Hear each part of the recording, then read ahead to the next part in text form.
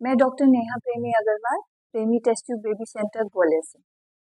आज हम बात करेंगे एम्ब्रियो फ्रीजिंग के बारे में। एम्ब्रियो फ्रीजिंग क्या होती है और किन लोगों को इस चीज की जरूरत होती है और इसके क्या फायदे हैं।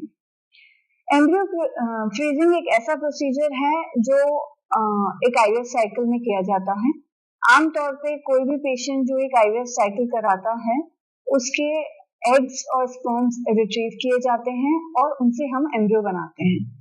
जो एम्ब्रियोज बनते हैं ज्यादातर अगर एक पेशेंट की एएमएच रिपोर्ट जो उसके ओवेरियन रिजर्व को बताती है वो अगर नॉर्मल है तो उनका रिट्रीवल में 10 से 12 एग्स हमें मिलते हैं। अगर 10 to 12 एग्स हैं तो कम से कम 8 to 10 एम्ब्रियोज बनते हैं। इन सारे एम्ब्रियोज को हम कभी भी ट्रांसफर नहीं कर सकते हैं। एट अ टाइम प्रोसीजर में हम सिर्फ 2 एम्ब्रियोज को ट्रांसफर करते हैं, 2 day 5 एम्ब्रियोज। रिमेनिंग एम्ब्रियोज जो होते हैं उनको हम फ्यूचर के लिए यूटिलाइज कर सकते हैं और इसी के लिए फिर हम एम्ब्रियो फ्रीजिंग का प्रोसीजर यूज करते हैं। जो एक्स्ट्रा एम्ब्रियोज होते हैं उनको एक स्पेशल प्रोसीजर द्वारा जो एम्ब्रियोलॉजिस्ट होते हैं उसको फ्रीज करके क्रायो कैन्स में रख लेते हैं।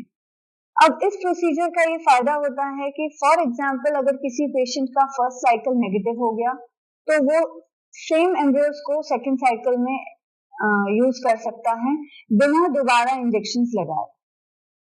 दूसरा एडवांटेज ये होता है कि मान लीजिए एक पेशेंट को फर्स्ट साइकिल में कंसीव हो गया और कुछ साल बाद वो चाहता है कि वो एक सेकेंड चाइल्ड प्लान करे तो ये एम्ब्रियोज हम उस सेकेंड चाइल्ड के लिए यूज कर सकते हैं।